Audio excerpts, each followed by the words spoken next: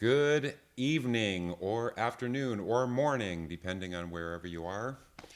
It's Mark Caniglio here to give you Guru Session number 4, the control panel. Now, we were talking on the team a little bit about this session today. I wanted to do this because some users don't even know this exists because it's a lesser used part of the program, but something that's great to cover because there's so many possibilities there.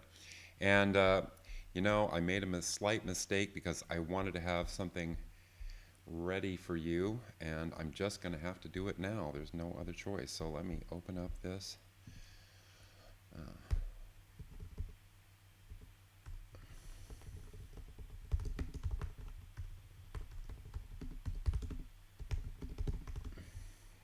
Forgive me for that. I'm trying to be good about being prepared.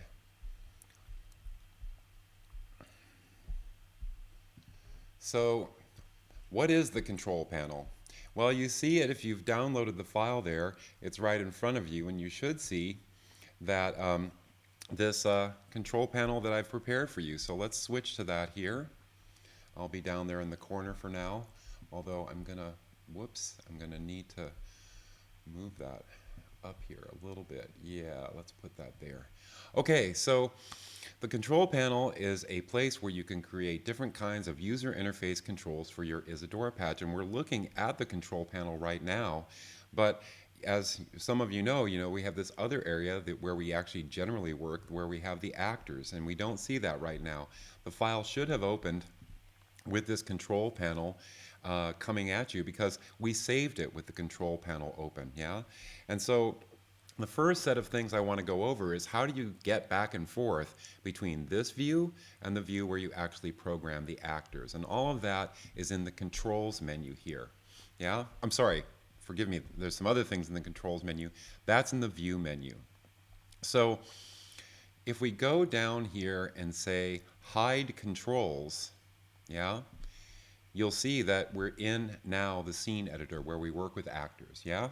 So that's the first shortcut you probably really want to memorize, or that's very useful, is Command-Shift-C on Mac OS or Control-Shift-C on the PC.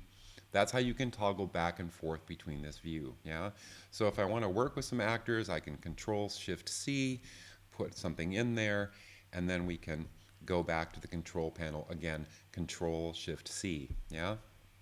But the other thing you need to know, another very useful shortcut to know, is also in this time we're in the controls menu, it's enable edit mode.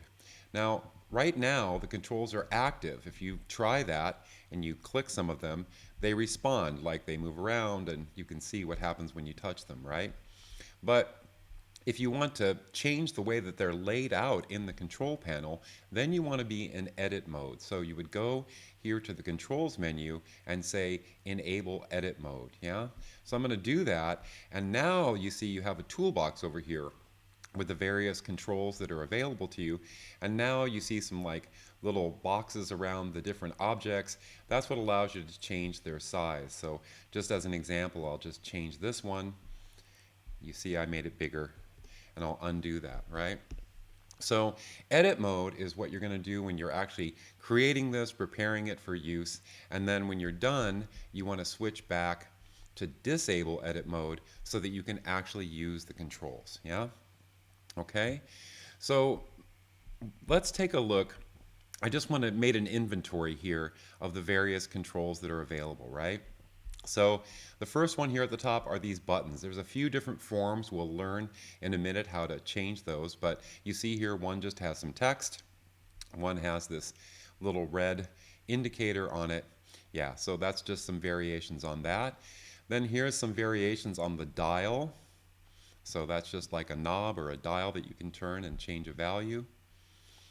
There's basically 4 different sizes, and you can choose whether you want to have the value visible or not. And then we've got the sliders here, and the sliders you can either choose to have the number or not have the number. You can make this part that you grab a bit bigger if you want, and of course if you drag them so that they're wider than they are tall, then they become a horizontal slider, and otherwise it's a vertical slider. The 2D slider is basically the same as the slider, except it has two dimensions, x and y, so you get two values out of that, and you can use that to position something, or anytime you might want to have a kind of XY control. Yeah. Numbers, those are very simple. They work just like all of the values that you know from the scene editor or the rest of Isadora. You can click in them and they turn yellow, saying it's waiting for you to type, so I can type 55 and hit return, or you can click in it and drag the mouse up and down to change the value by sliding the mouse, yeah? One great tip that works also in the rest of Isadora, if you want to change something by a finer increment, hold down the Shift key and then click in this number box and drag up and down. And you'll see now that instead of going in increments of a tenth, right, of 0.1, it goes in an increment of 0.01. So that gives you a much finer degree of control. That works in all the actors and inputs as well. Pop-up menus, so you can have these pop-up menus here. I kind of showed you that you can vary the colors there. So we have 3 items in the pop-up menu we would choose from. Radio buttons don't look like most radio buttons as we use them. You see them usually with some little dots and titles. This is still the same function though. You have 3 things that you can pick from and you can see all 3 at once, yeah? And you choose which one is highlighted by clicking on it, and that changes the value. This one is a radio button with 2, just on and off, and you can click there like that, yeah? This one's really interesting. It's the edit text input, so I can type some text here, and this will actually flow into actors that receive text in Isadora, yeah?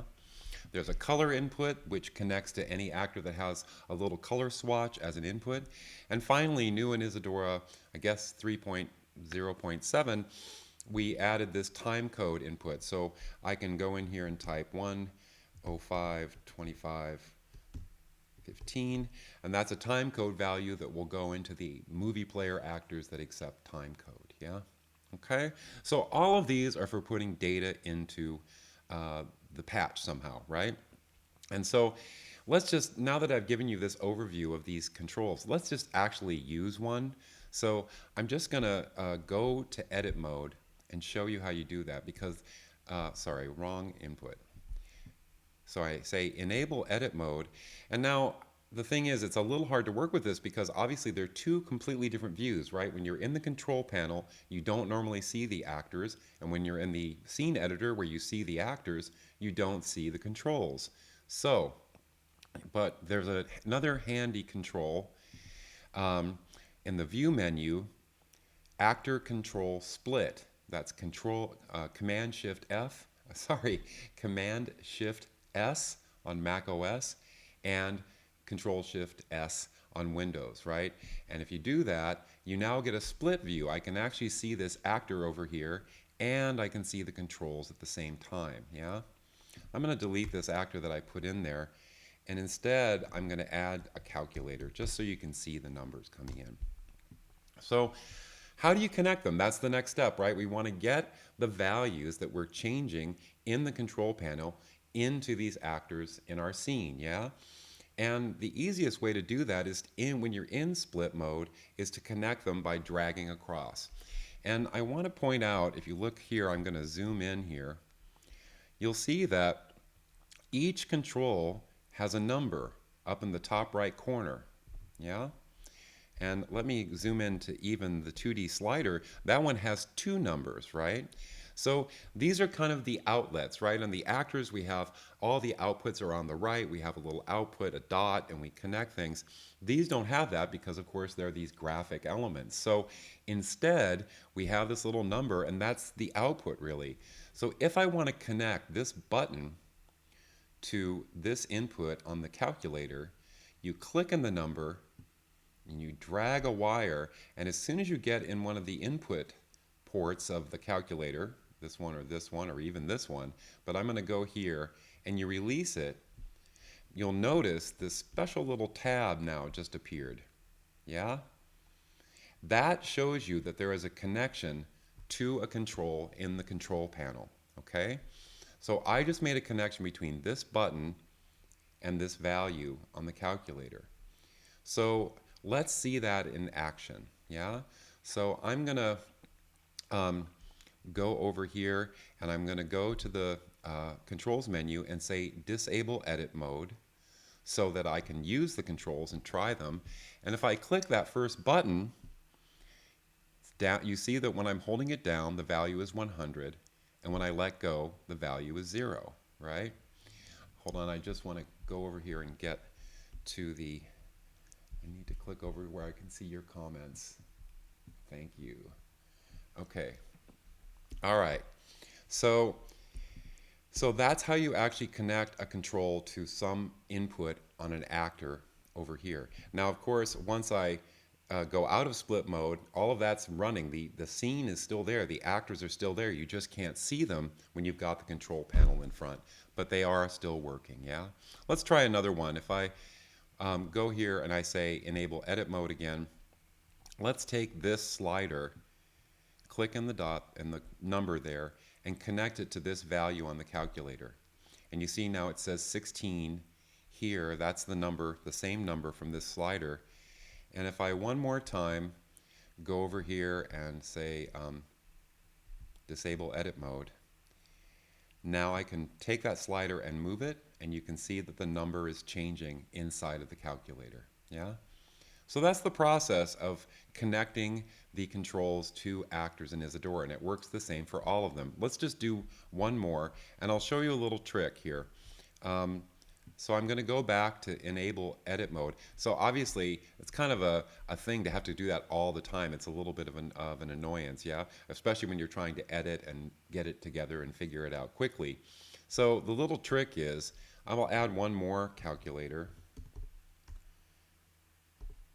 that we can use. And I want to connect this radio button over here to this value. So I go here and I click and I drag it into that input port and I release it, and it now says 27. That shows that it's linked to this control. And if you hold down the option key, the Alt key on Windows, you can, oh, wrong key. Sorry, the Command key on Mac OS and the Control key on Windows, you can actually use the control even though it's still in edit mode. So if you hold down that modifier, that's the Command key on Mac OS or the Control key on Windows, you actually, the control behaves as if it was not in edit mode. So you can try it out, right? Let's just see that one more time. If I go here and get a color maker, sorry, wrong one. So this color to HSBA, so that has a color swatch input, right? Or no, actually I want to do it this way, RGB. Sorry, my mistake. So this one actually outputs hue, saturation, and brightness. So I'm going to connect all three of these together like this. Yeah? And if I hold down the Command key and drag it, now you can see that the color that I'm moving over here in the color swatch here is showing up over there in the HSB to RGB actor. So I see someone up there said, oh, well, the lines that I'm drawing disappear as soon as I do them. Yes, that's exactly right. And the reason for that is that, again, we don't look at the control panel and the actor view in this split mode. That's not how you use it. Once your control panel is completely designed and you're done, you're going to go into the control menu and say disable edit mode, and then you're also going to go into the view menu and uncheck this actor control split. And now we have our control panel. We can run this, we can communicate with our actors, but there wouldn't be any way to show those lines when you have this view, right? So the line is just there to give you feedback as you're connecting them to let you see where you're pointing. But yes, once you connect the actors, if I do, again, Command-Shift-C or, again, Control-Shift-C to switch, see these little tabs here, that's what tells you that the actor is actually connected to some control in the control panel. That's how you can see that when you're just working with the actors, right? Okay. Thank you, Lucas, for putting those for putting those shortcuts in there. Those shortcuts, you just got to remember them because if you start working with this, you'll be going in and out of this all the time. So it's really good just to kind of get them in your head. I'll try to use the menus though as we're working here today so that you always see me choosing it and you won't have to remember those right now. Yeah? So those are the controls. And I guess the only other one that maybe is a good idea to show is the edit text one. That's a little bit, just seems a little bit different because it has text. So if sorry, I did that. I enabled edit mode again. And I will go to the view menu and choose actor control split. If I get a trigger text actor, right, which allows you to trigger a string of text and send it out to another actor. And if I go over here and drag from that edit text actor into this input, now that's linked. And again, I will go and disable edit mode from the controls menu. Now I can go in here and let's make this bigger so you can see it. So I can say, hello friends, happy Friday. And that text is just immediately appearing in that input, which I could put into any input that you would like to have, right? Actually, let me just use this opportunity. There's one thing that comes up a lot of times. Sometimes people want to simulate typing into Isadora. We actually have a great set of examples for that that our dear friend Lucas has worked on. But let me just show you the most basic way. If I get a text draw actor, you can do this with me. I've kind of gone fast because I was just trying to show you how to connect, but why don't you do this with me? Add a text draw actor, make sure you're in the split mode, and make sure too that you go back to enable edit mode. I'll slow down here a little bit so you can catch up.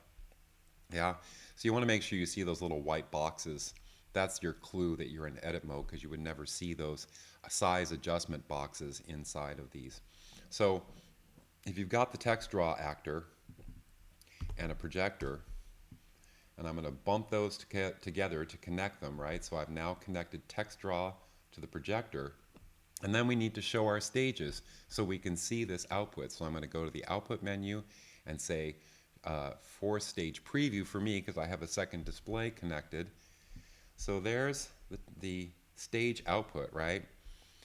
And now if I connect, I click in 29 here, the edit text, and I drag it to the text input, the second input of the text draw actor, and then I release the mouse. Now you see that little tab that says 29. Yeah? Okay? So now if I will go to disable edit mode.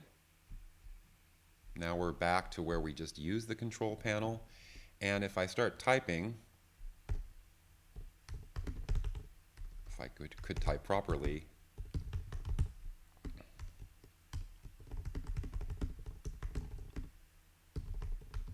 oops, not text draw, text edit. All right, so you could just type, and everything I'm typing is flowing from this control, number 29, into this input, the text input, and you know they're connected because you see this 29 over here on this input. That shows you that they're linked, yeah? Okay, so that's the basic process of connecting the controls. Let me check in with you. Here's your chance to pause. This is designed, I'm trying to do this for people that are at the beginning of using Isadora, maybe haven't seen the control panel. While you're typing up your question, please, if you would, type the word question in capital letters so I'll really see it over here on the chat window quickly. And while you're accumulating any questions you might have right now, let me jump over. I want to show you an amazing control panel. We have a nice forum topic that we did some time ago. It was a show and tell, show your coolest control panel. I wanted to share that with you. So let me get that window again while you're typing up your questions here. Yep. So this one is pretty awesome. This was created by our team member, Dussex, as you know him on the forum. That's one of the most complicated control panels I've ever seen. It has a gazillion controls in it. This was for doing some kind of VJ setup. But just so you know, this forum topic is called Control Panels, Show and Tell. It's from a couple of years ago, but there's some great contributions in there. There's another nice one for doing video mixing, and you can just check this out and see, like, there's one for, I think, controlling some different screens, panels there. Yeah, so you'll see a variety of nice examples there of what people created. So if you want to look that up, I'll put that in the chat right now, the link to this, so you can all find it. So I'm going to close that, go over here. Here's the link, everybody. There you go. So, let's see. How do you look for an actor directly from the control panel? You can't. Yeah, I mean, the toolboxes are only visible when you're fully in that mode. So you can't look in the toolbox when you're in this split mode. However, what you can do, if you know the name of the actor, you can always, when you're in the scene editor here on the right, I can double click and I can type, for instance, text draw, and get that actor and add it that way. But if you really want to see the toolbox, then you've got to, you need to go to the view menu and say hide controls, so that you have the actors here like this, and then you can see the toolbox and pull things from the toolbox, yeah? So I'm going to say show controls again, and I will do the split one more time. I did that with a shortcut, sorry. I did Command Shift S, Control Shift S. So how do you, yeah, good question. How do you delete the actor control link? So we have this method of dragging the wire across, but how do you disconnect it? Well, that's done manually, basically. So let's say I want to disconnect this HSB to RGB actor. I click on the word hue, and I get the inspector box that we use for doing scaling and things like that. And the first item up here, it says Control ID link. That's the number. And if you type 0 in there and hit return, then the little tab goes away. So everybody try that. You can click on this word, go to where it says Control ID link, type a 0 and hit return, and you have now disconnected the control from the actor, yeah? Okay. To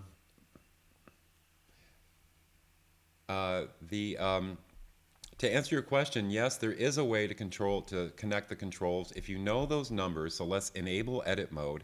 If I want to connect this hue input to this number right here, I can see in edit mode that this is control number 22. So I go to the hue, I click on the word, and I type 22, and I hit return. And now I've made that link. So just like we typed 0 to disconnect it, you can also type any number you want in there to connect it to the control that has that number over in the control panel, okay? So any other questions? Well, I guess it's such a delay. I think I'll just keep watching for questions. But those were great. Thank you for asking those questions. I want to move on and show a few more controls. And then we're going to get into like some features of like how do you actually edit them and just do the setup to change their features and things like that, yeah?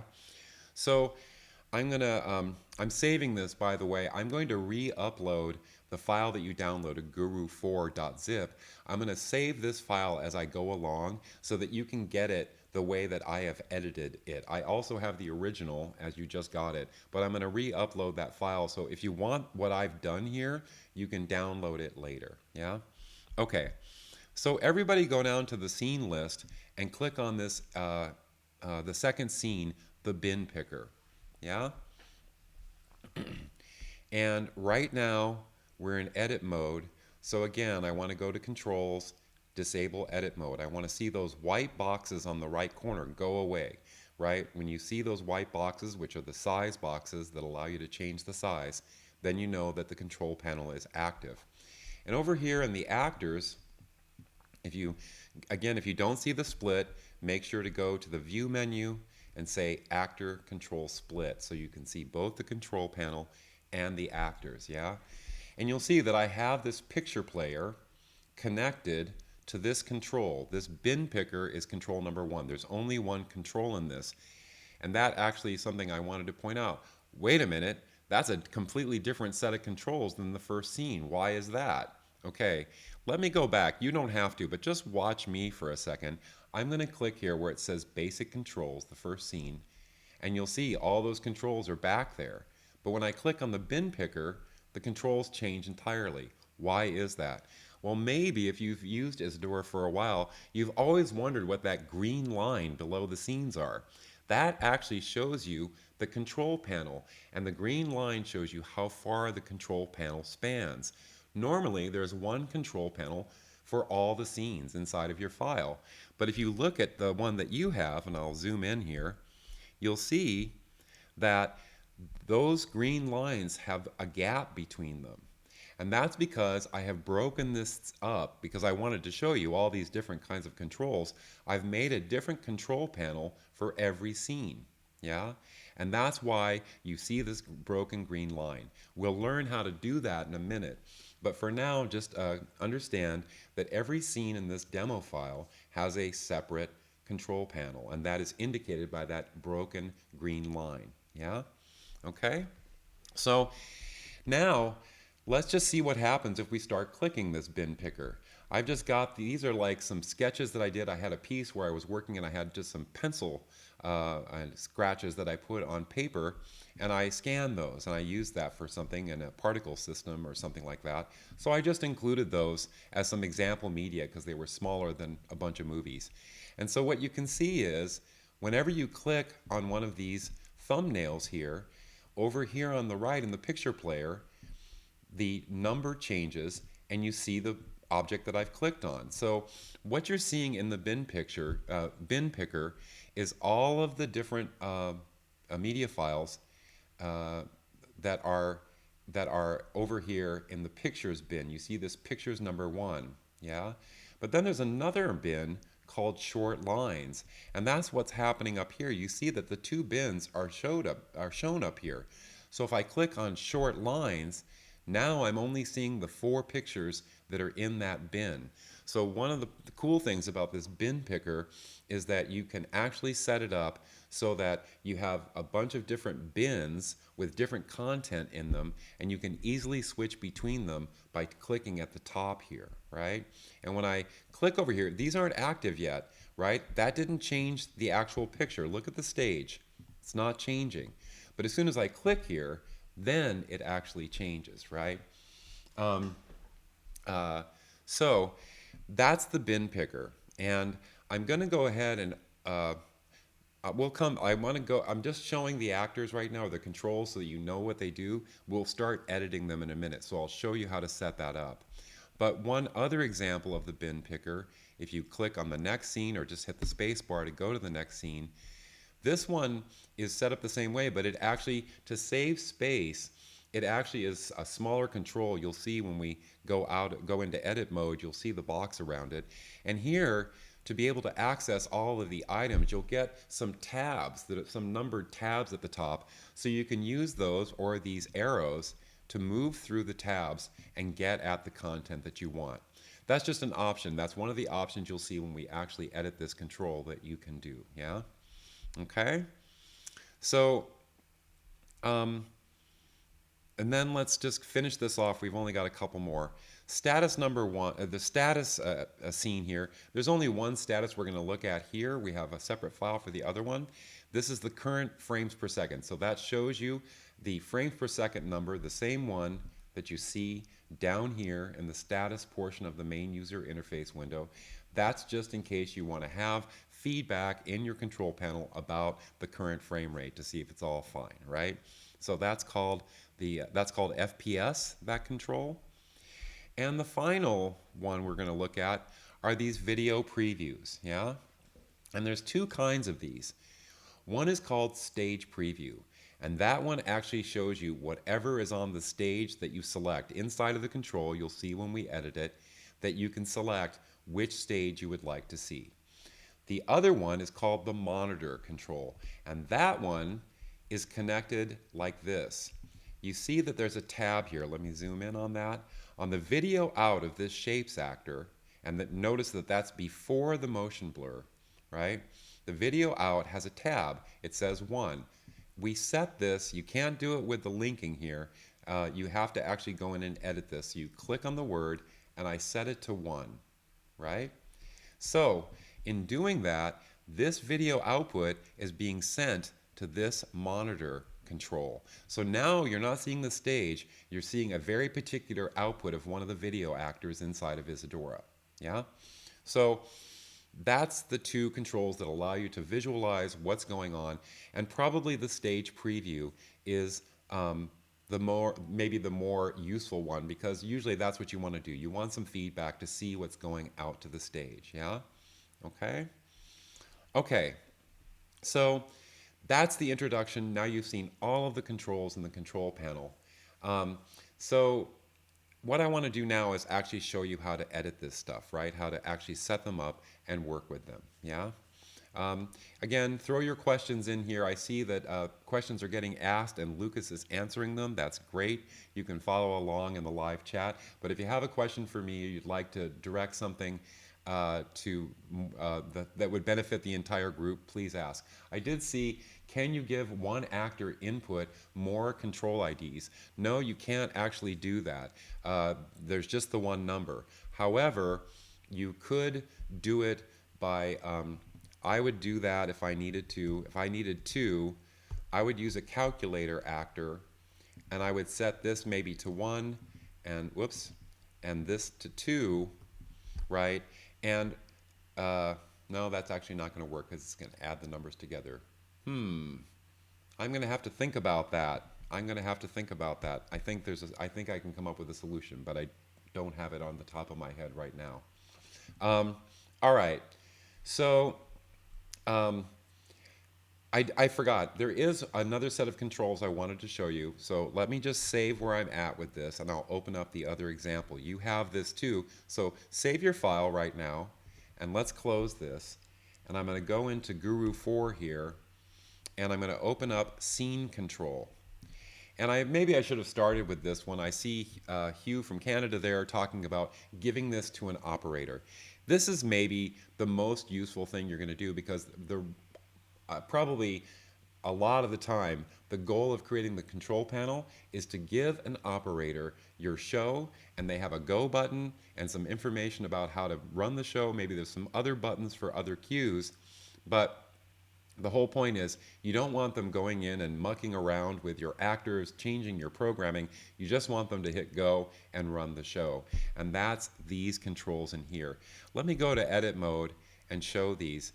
So this one is called next cue. That's the name of this. You can see it over here, next cue. That's your go button. That goes to the next scene. That simulates pressing the space bar. So if you have fade set up to go from one scene to the next, the go button will, when you press it, it's just the same as hitting the space bar. The previous cue, so it's called PRV cue, previous cue, that goes backwards one cue, right? And whether or not you want to include that in your patch, maybe you don't want to let people go backwards, that's up to you, but that exists. And what you can see here is it's showing you inside of this white area here, the cue you will go to, not the cue you were on, but the cue you will go to. So if I enable this,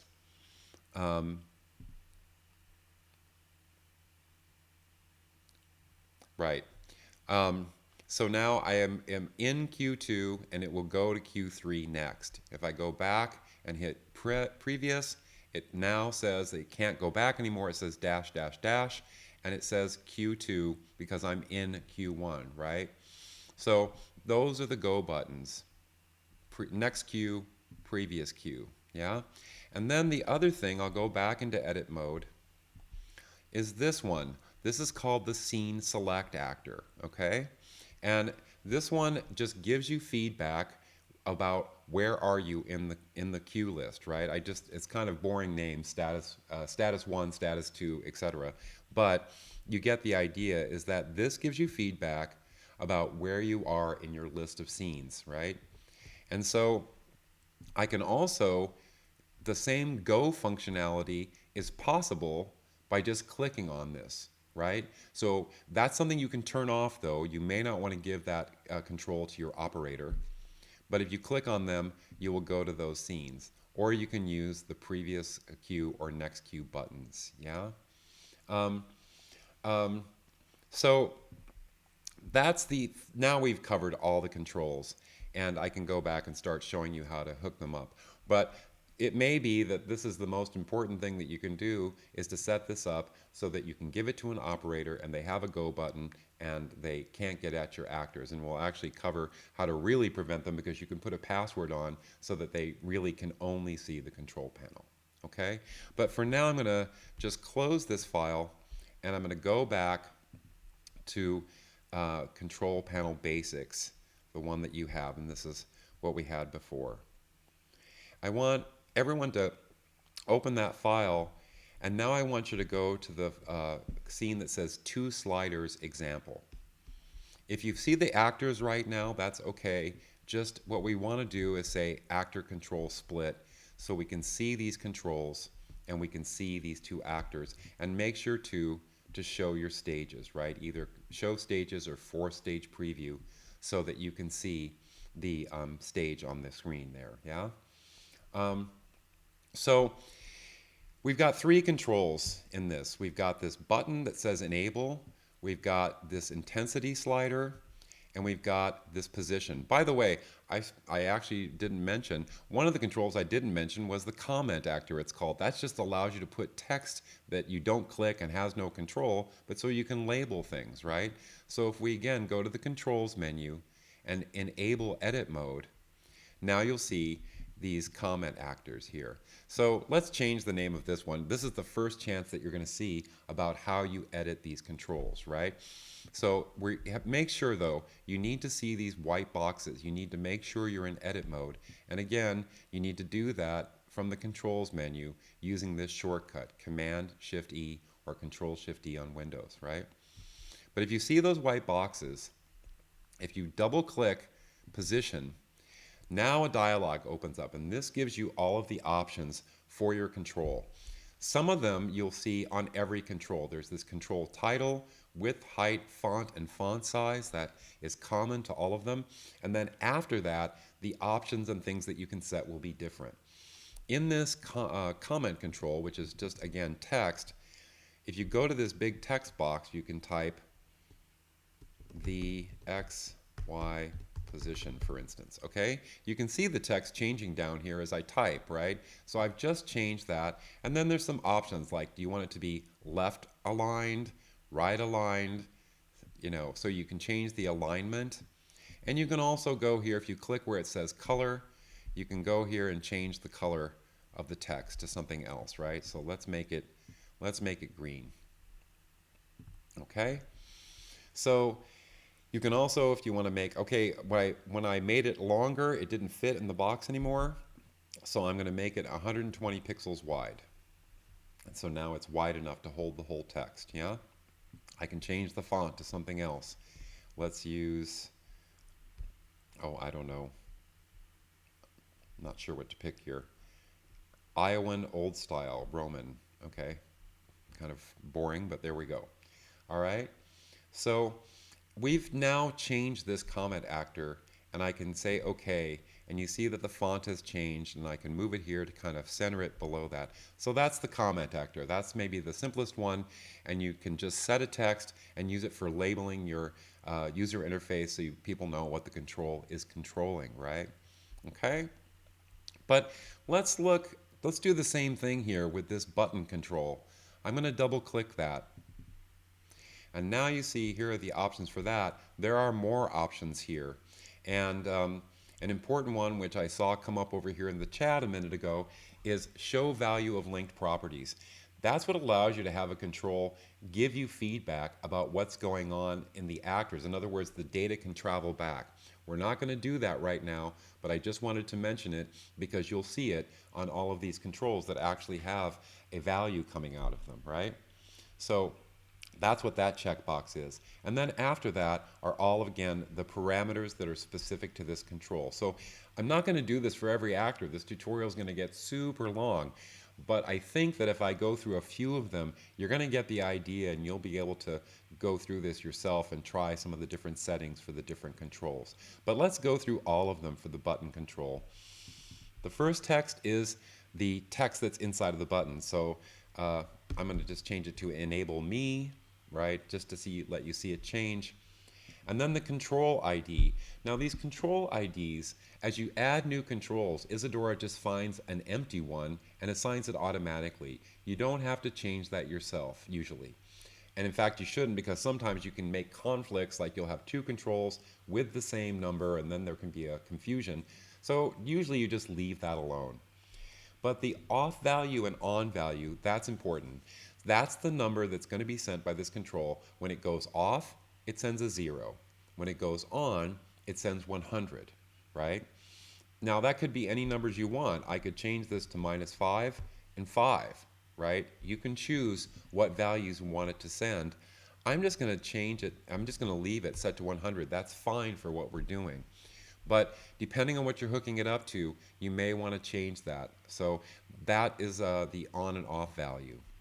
And then this mode, you can either have it be momentary, so as soon as you release the button, it comes up, or you can say toggle. So then when you press it, it stays down until you press it again, and then it comes up. So that way, if you would like to turn something on and have it stick until you click it again, you would use the toggle mode, yeah?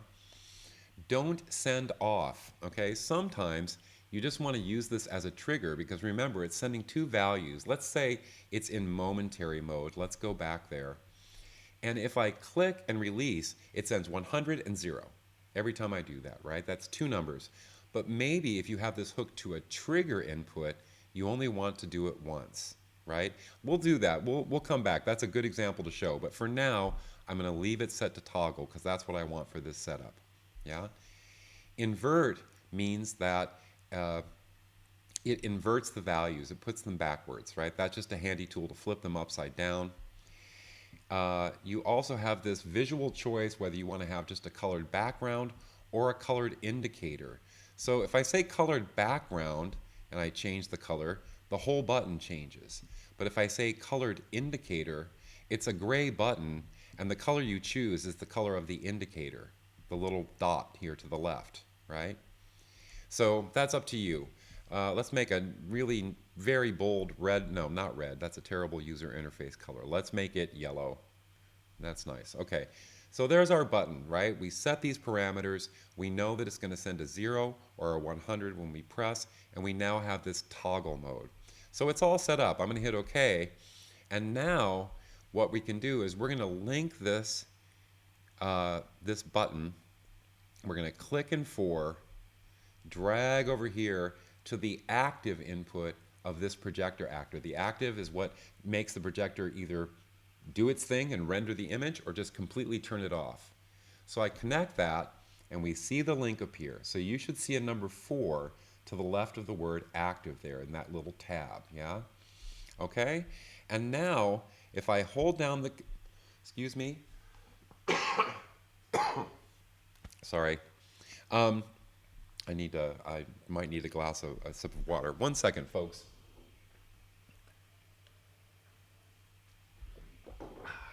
Okay, so if I hold down the command key and click this enable me button, remember the command key or sorry, the control key on Windows, that's our shortcut so we can use the control even though we're still in edit mode.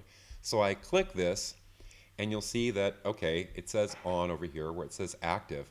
But if I click it again, it's going to send a 0 and you see the little dot at the bottom disappeared, right? Because the active now says off.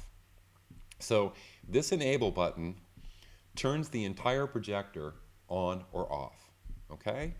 So that's our first little control. Make sure to turn it on so you can see the dot right now, yeah? All right?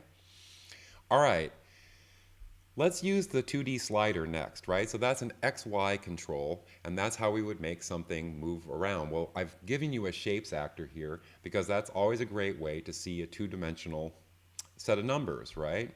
So now if you go to this 2D slider and you click in the number 2, and drag to the horizontal position, right, the second input of the shapes actor, and let go. And you do the same thing except for number 3, and that goes to the vertical position, and you let go. All right? So now, move that over so you can see it. We've got 2 and 3 coming from that 2D slider into the horizontal and vertical positions of the shapes actor. And if you hold down that command key or control key and click in the 2D slider, you'll see that you can drag and move the object around. Okay? But wait, I'm dragging up and the ball's going down, and I'm dragging down and the ball's going up. Why is that? Well, we kind of got into this in Guru session number 2, which you should absolutely watch if you didn't, because I'm about to talk about some things that I covered in that session that will really help you at this moment. But the short version is that, okay, this control, it has 0 is at the top and 100 is at the bottom. This kind of goes back to the very earliest days of Isadora, but later in Isadora's life, we kind of switched a lot of things so that positive y was this direction, right? It wasn't 0. So positive y goes up this way and negative this way. So that means they're backwards, right? All right. That's simple to solve, though, and that's what I covered in that other session, session number 2, about value scaling. But the thing is, for all of you, even if you know value scaling and how that works, you have to take this into consideration with the controls, because all of the automatic value scaling that Isadora does is still active when you're using these controls, right? So that's something to keep in mind, all right? But let's just solve this problem. We want it to go up when we move the slider up and down. So we need to invert this so that we flip the direction around, and you can easily do that by clicking here on the third input, this word vertical position, vert pos, and you get the property inspector. And inside you see this scale min and scale max, okay? So click on the word vert pos, or vertical position is what that means, right? And you get this inspector. You'll see that the scale min is minus 50 and the scale max is plus 50. Well, we just want to turn that upside down, because that will invert the direction of movement. So I'm going to go to the scale min and type 50. I'm going to zoom in on that. Scale min is 50. Scale max is minus 50. Okay? And you hit return. And once you've done that, if you go over, hold down your command or control key, depending on your platform, now you'll see that when the XY position, the slider, goes to 0, it's actually, the vertical position is getting greater, it's going up. And now you've corrected that inconsistency between the two, okay? So now we have this control that allows us to move the dot around. And the final thing I want to do is I want to connect this other slider. You see below there it says intensity. And so I'm going to click on number 1. You can do this with me. Click on the number 1 in the intensity slider and drag that over to the intensity input of the projector. And then you release that, and you'll see that the little tab appears with the number 1 in it. And now we are controlling the intensity of the projector using the slider. Yeah? So let's try this out. I want to really see this. So let's take our controls. Let's disable edit mode, and let's go to the edit menu, view menu, and turn off the actor control split. Okay? So now the intensity changes the brightness. This changes the position, and this button turns the projector on or off. And so we're able to control all of those aspects of these actors from this control panel. Yeah? So that's one little example of how you might use these controls to be able to give control to an operator of things that are going on inside of the scene. Yeah? Okay? And the next scene we don't have to look at, but that's exactly what we just did, but this is the completed version of it so that you have it. Don't edit that. That one already works. You can see, and that's just so that you would have it completely set up and ready to go, right? So that you can see what I did to get there. All right? Okay.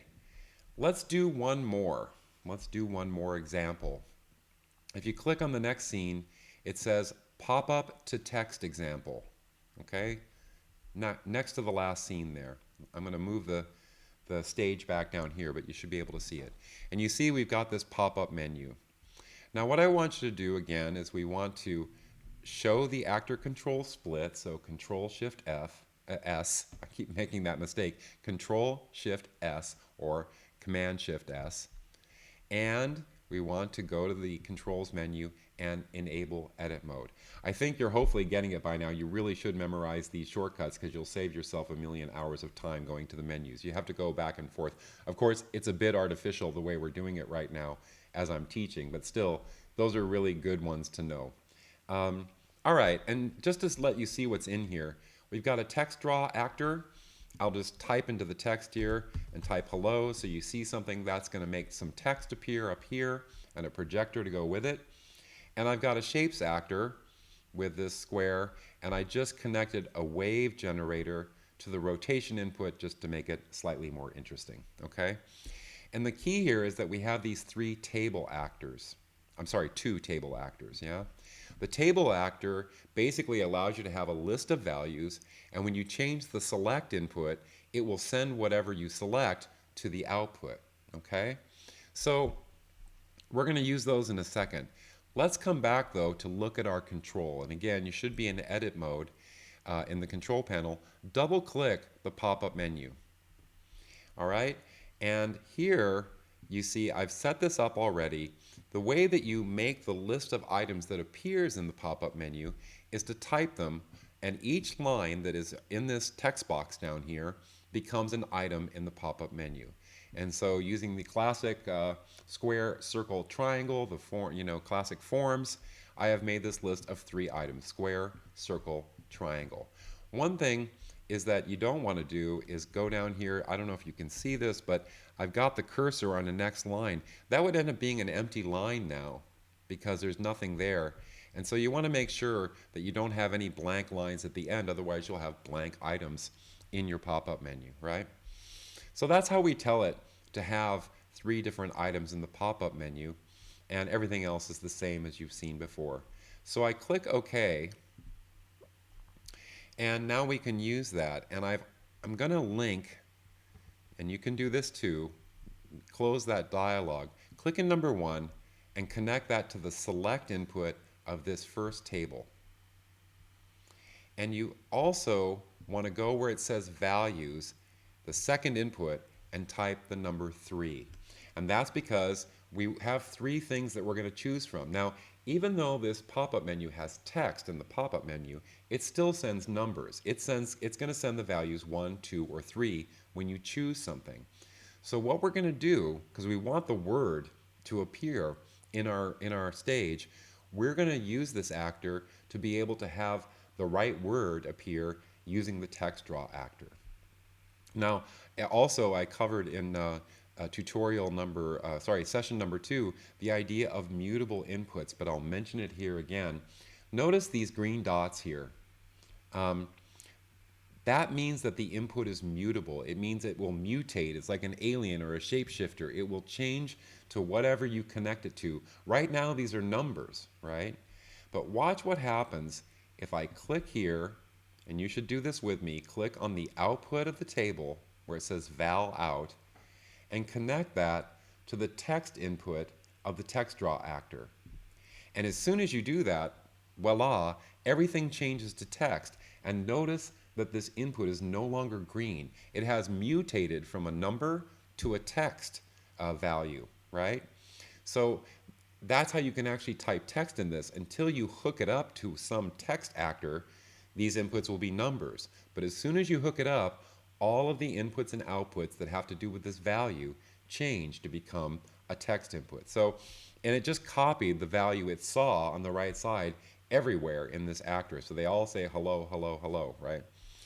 But what we're going to do is, and you do this with me now, click on the box here where it says value 1, and you want to type square, because that's the first item in our pop-up menu, and click out of that. Type in value 2, and type circle and pop out of that. And finally, in the last one, in value 3, enter triangle. Okay?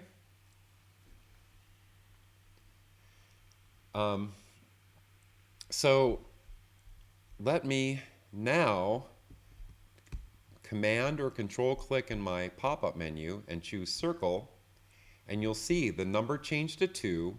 It sent this item, the second item, to the output into the text draw, and so it says circle down there. Or if I choose triangle, it says triangle, and if I choose square, it just says square. Yeah? So I use this. It does, by the way, it can be any text you want. I could type AAA, BBB, CCC, and now when I choose this, it's not going to say square, circle, triangle. It's going to say AAA, BBB, CCC, or whatever. There's no reason that it has to match, but in this case, I wanted it to tell me what I had chosen in the pop-up menu, right? And then we're going to do a similar thing now with the second table down here. And we're also going to hook this up to number 1. So again, you can do this with me. If you click here in number 1 and drag a line to the select input of this second table, and then release that, and again we can see that it has the little tab there. And again, we want to say that we want to have 3 values in this table. Okay? And these will be numbers. These will not be text. And I'm going to have you set the first value 1, set that to 4. Set value 2 to 32. And value 3 you can leave set at 3. Okay? So value 1 should be 4, value 2 should be 2, and value 3 should be 3. Okay?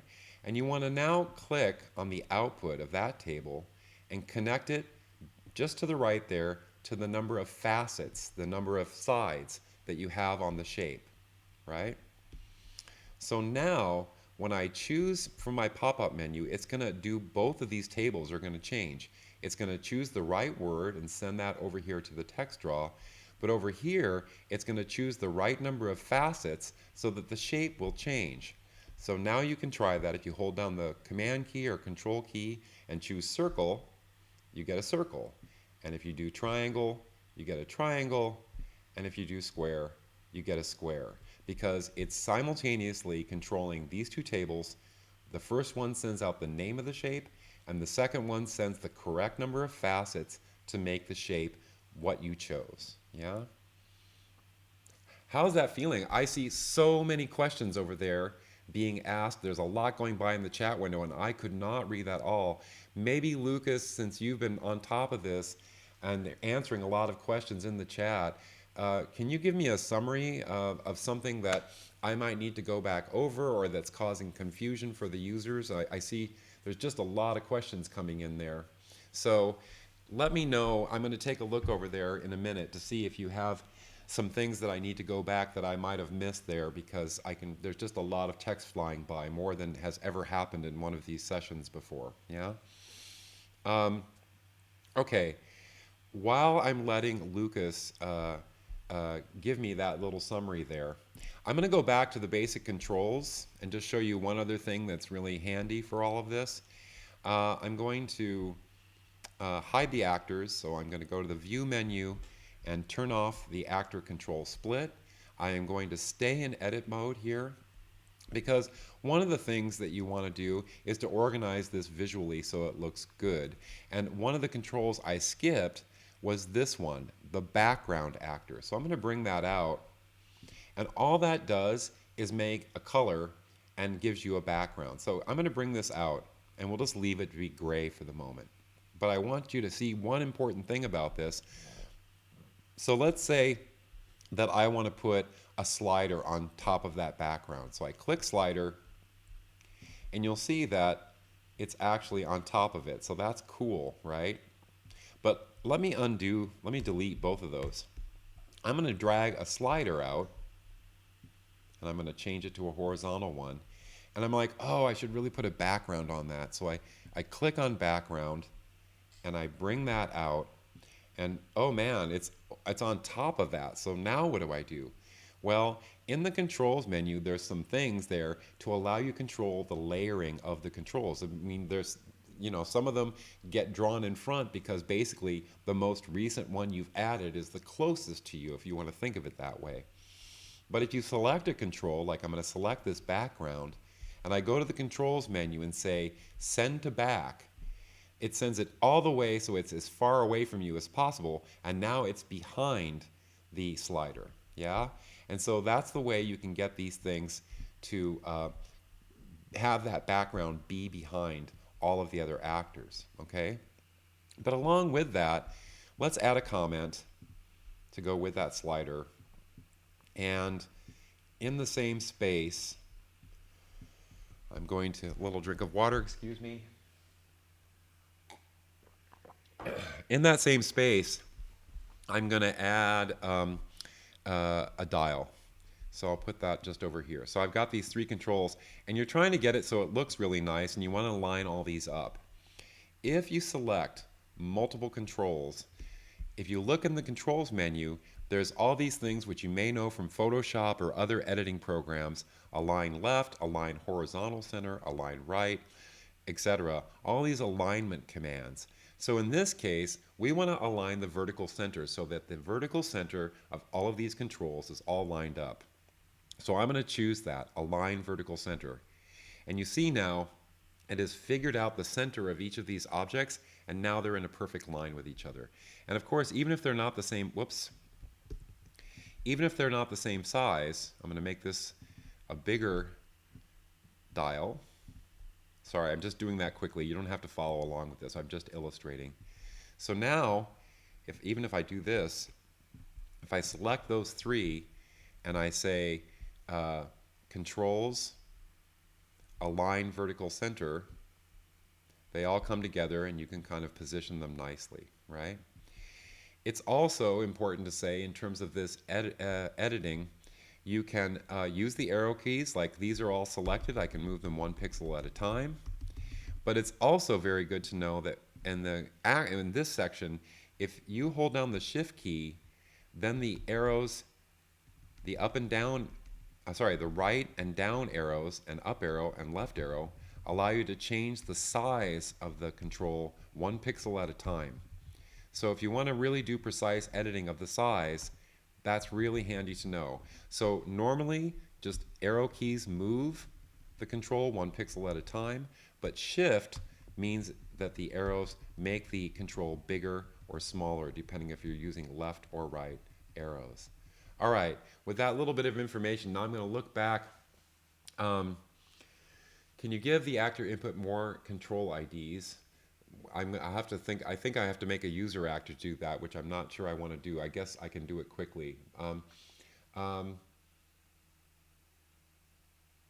Okay. All right. Well, I think that Lucas is telling me that we're going to have a meeting about this later, so we'll go over some of this stuff afterwards. So let me just continue then to finish up, because we've already been at it for an hour, and it's a lot of information, actually. So that's basically the introduction to all these controls. And what I really wanted to do at this point, after we've been here for an hour, is to ask you to ask me to create some things, like to solve some problems for you. We have these accumulated questions, which we will come back to later. But if there's some basic things you're curious about that you didn't see me do here, then I'd be happy to get into that and show you. So this is your chance to ask me a few more questions about what you'd like to do, because basically I've covered all the things in here. I haven't done every single control, opening it up and letting you see the controls, but I wanted this chance for you to ask me to do something that you didn't see me do before. So I'll wait a few more seconds for that to happen. And in the meantime, let me show you one other very simple but useful feature that goes along with this control panel that I mentioned at the beginning, and that is how to password protect your file.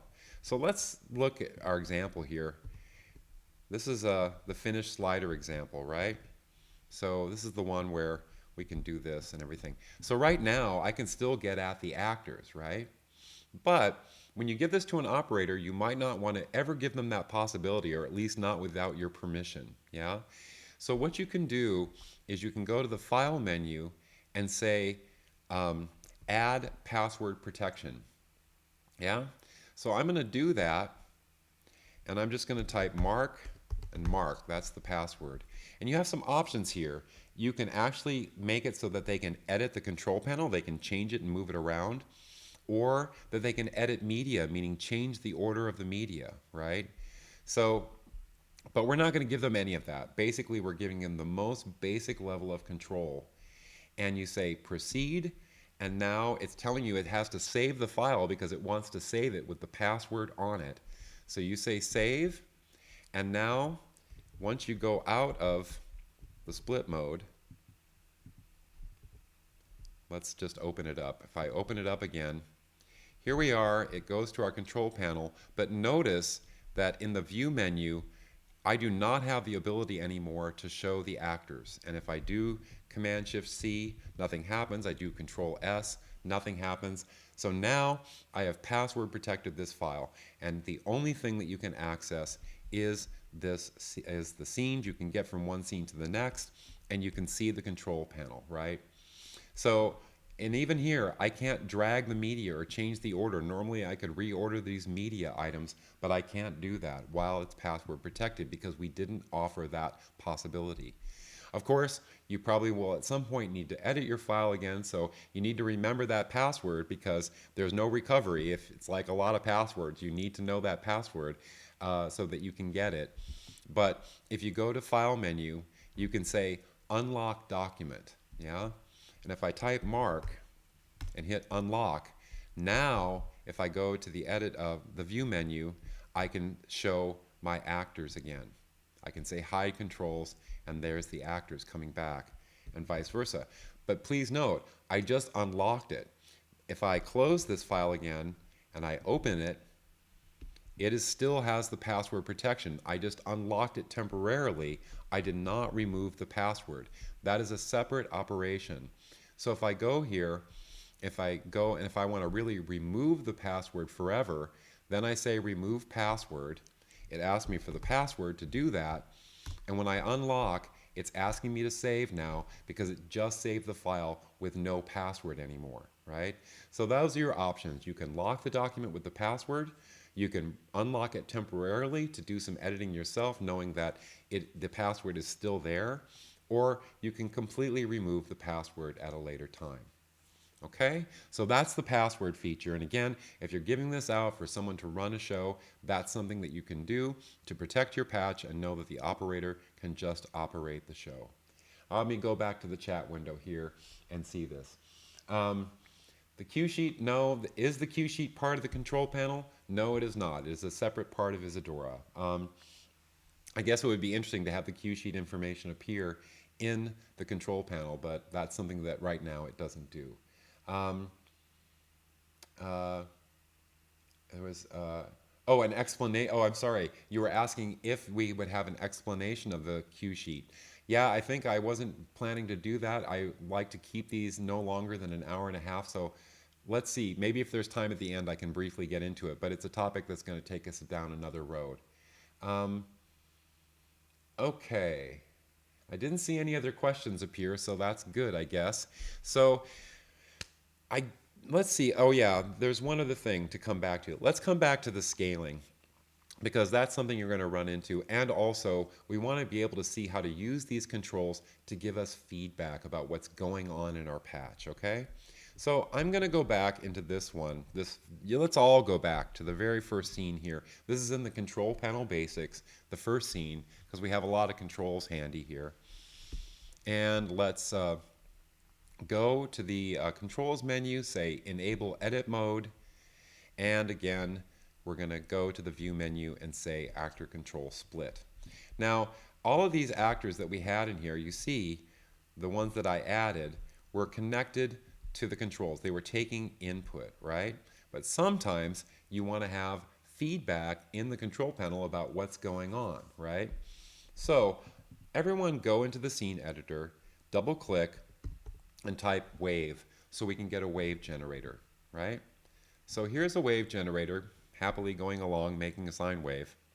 Let's say that we wanted to see that in the control panel, right? And let's use this slider, number 18.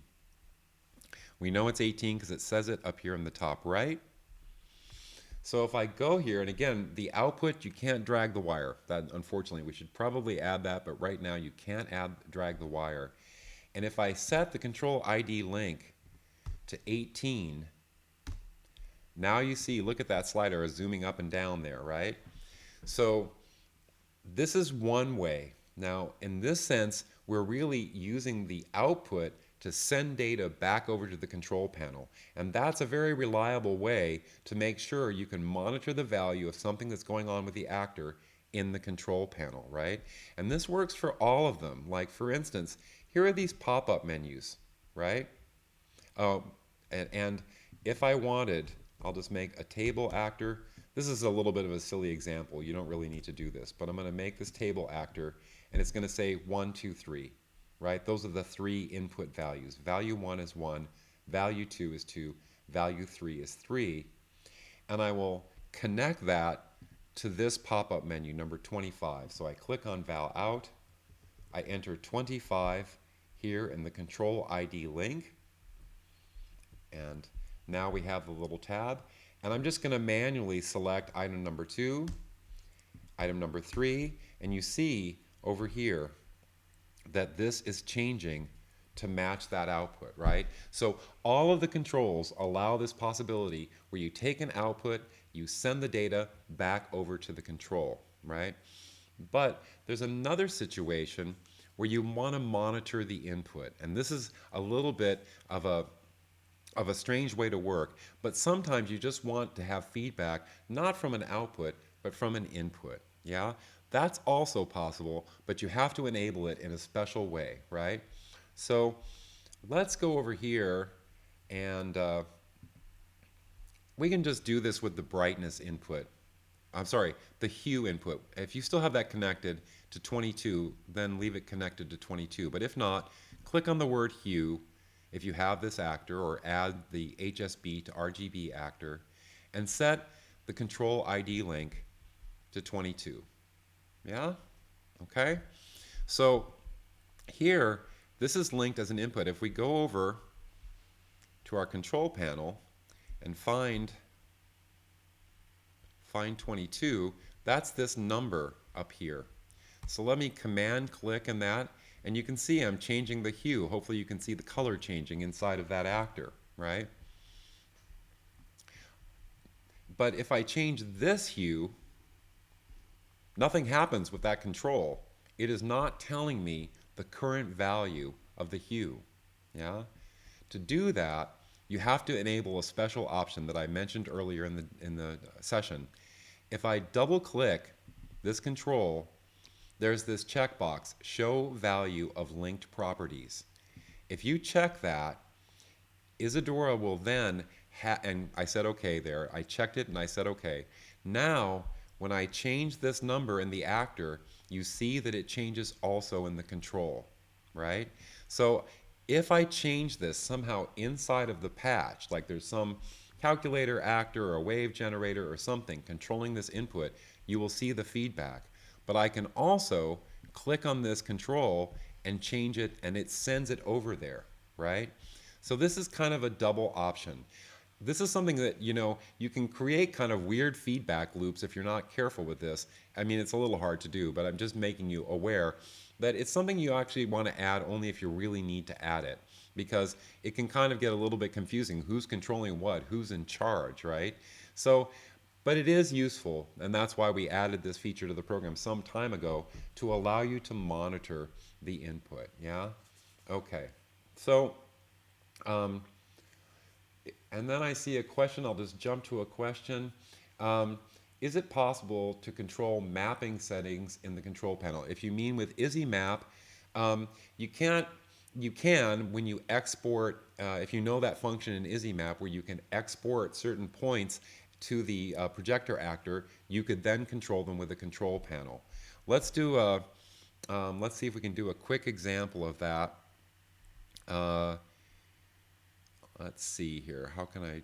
Yeah. Yeah, no, I think we're going to go down a road don't want to go down. It gets a little too complicated and distracting from the main topic.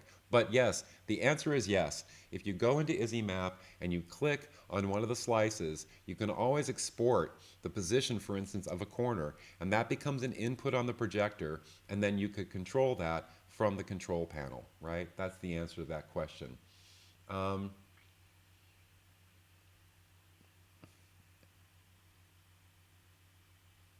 Yeah, the question was, is there a way to find a number of a link?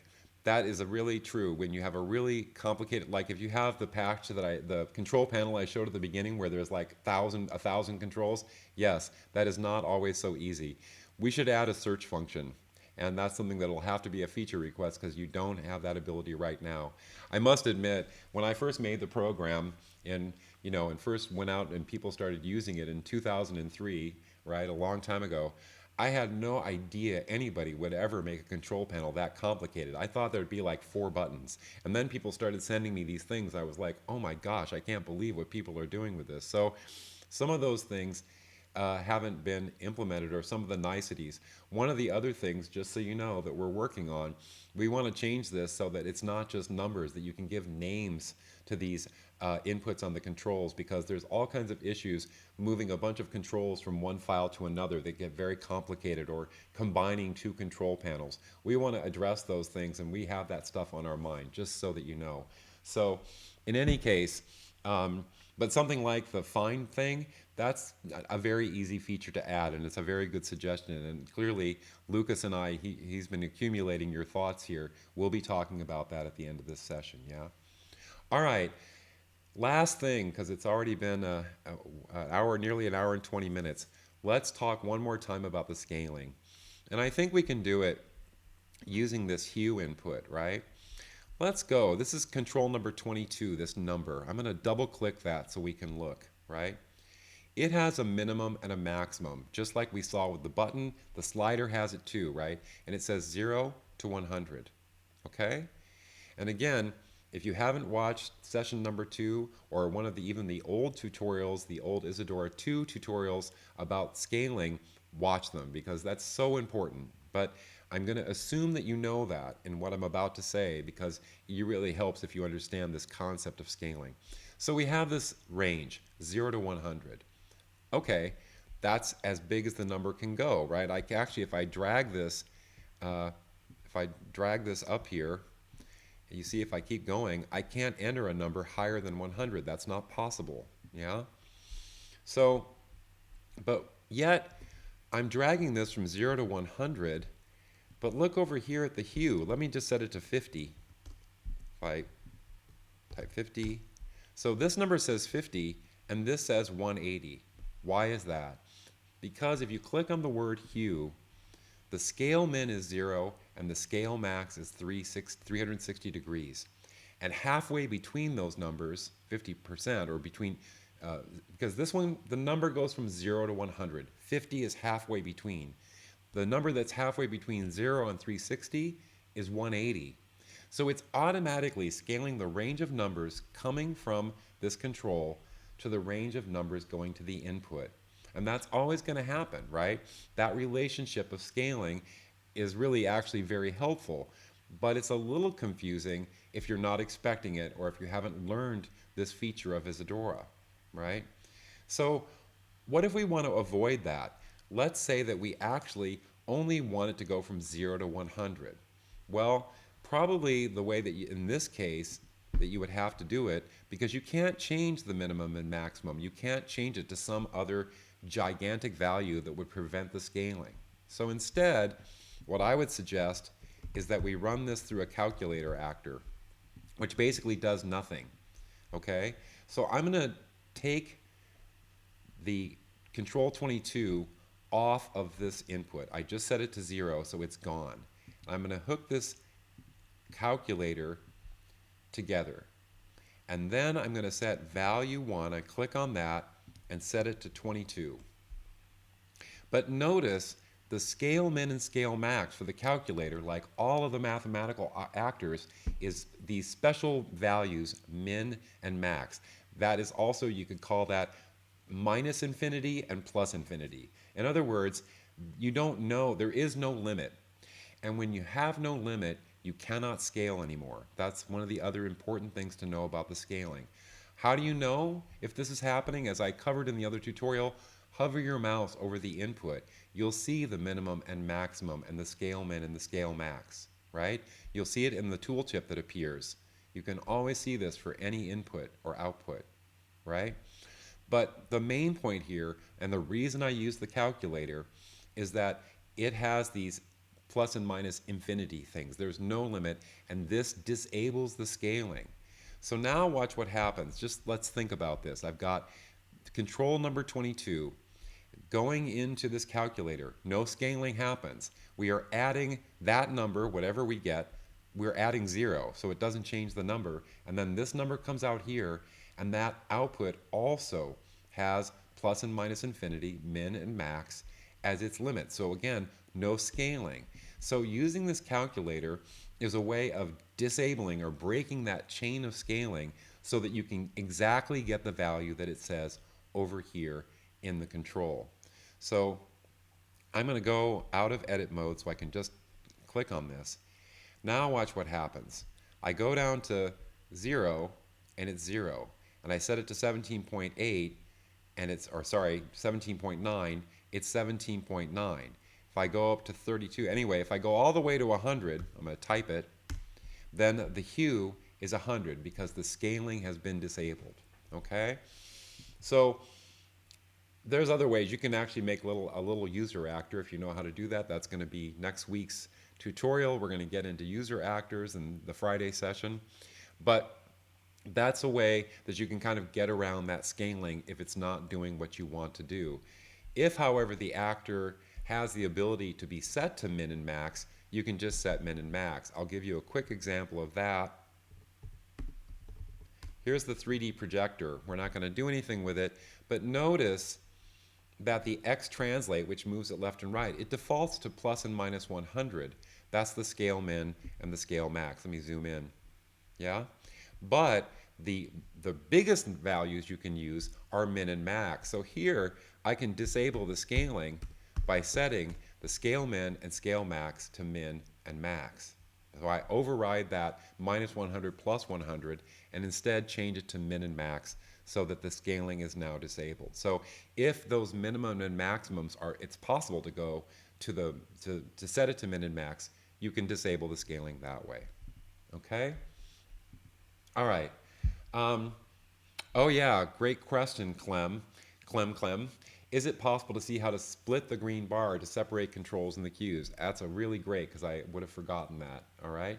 So let me just do it this way.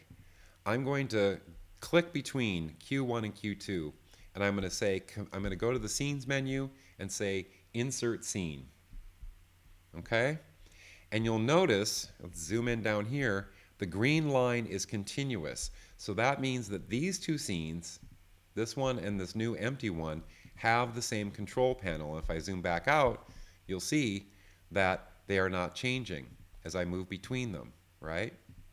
So that's the default way Isadora works. When you insert a new scene, it's going to like add keep the control panel the same. And just to really illustrate that quickly, here's a brand new file. I just said Command N to make a new file. And if I just do scenes, insert scene, insert scene, insert scene, I'm just inserting 4 scenes or whatever, you'll see they're all connected. The control panels are all connected here, right? So that's the default behavior. If you create, I'm closing that file now, if you create a new scene, it's just going to extend the control panel. But if you want to split it, if you want to have an individual control panel for a given scene, you click between the two scenes, you go to the scenes menu, so you have to have that insertion point between the two scenes you want to split, and you say split control panel from the controls menu. And now, notice here, there is a break between these two scenes. And if I click on basic controls, we see what we had before. But if I click on untitled, nothing. There's no controls and no actors, right? Because we inserted that scene. So this is now a completely fresh and separate scene from the other one, right? But you can also, let's say you want this scene to have the same control panel. In that case, you go between the two scenes, and again, there's a break here now. But if you go between the two and go to the controls input, a menu, I'm sorry, and say join control panel, then you see the line now has, the separation is gone, and now I've got the same control panel for both scenes, yeah? And by the way, I'm going up to the menu because I think it's the best way to teach so that you learn where these things are. But you can always do the same thing by right-clicking. You'll see that split control panel is right there in the in this pop-up menu. So I split it, or if I right-click again, now that it's split, I can say Join Control Panel. So right-click, you can get to those menu commands without having to go all the way from the bottom of the screen all the way back up to the top. Yeah.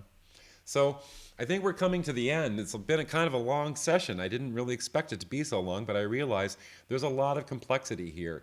And really, if you want to have the simplest possible situation, maybe you're going to start with that other one that I made, the other patch, where it's just kind of the go button and the list of scenes even. And I've seen some control panels. Here, let's make one more. I'm going to split this. So now I have an empty one here, and I'm going to go into the edit mode. I'm going to say button, and I've actually literally seen a patch that was this was the entire complexity of the control panel was like that. It was just one button, a big go button that the operator, there's nothing else they can do besides go to the next scene. That's their job, is to do that, right? That's possible, but obviously you can also create a far richer user interface, and you can actually work with these things and make something very complicated. You saw what DusX did in his patch, and you can do the same if you need to do that, right? So hopefully that's covered most of the things that go on with this. I feel like we could even have another session to dig back into this, but I'll talk for just one more second to let you know I actually found a bug while I was doing this lesson. I want to alert you to this so that you know about it. And I'm afraid I am a little embarrassed, of course, always to do this, but I actually want you to know about this. This will be fixed for sure in 3.0.8, the next version, because tomorrow morning I will be fixing this bug. But I want to show you in the other, I'm sorry, I can do it in this one. So if I add, I'm going to go to this. You don't have to do this. Don't add this to your scene. I'm just doing it so you can see it. I'm going to add the next Q button here. Yeah. Oh, by the way, if you use a font size and a font, it always remembers that for the next control you make, so that once you set the font, it'll keep using the same font and font size so that things stay consistent. That's a little feature. But here I've got the go button, and in this case, every one of these is separate, right? Every one of these control panels is separate. In this case, when I click the go button, it actually worked. Why did it work?